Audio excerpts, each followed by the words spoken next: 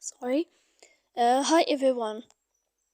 Today we'll talk about how to fix or how to solve your Facebook Lite. To know how to fix or how to solve your Facebook Lite, you should just go to settings. Here we click up default apps app settings.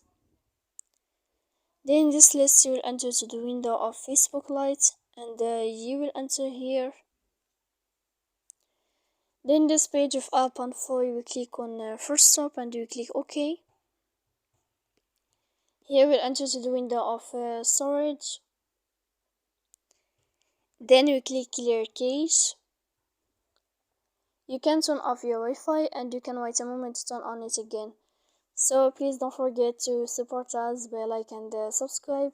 See you next time in another video and thank you for your attention.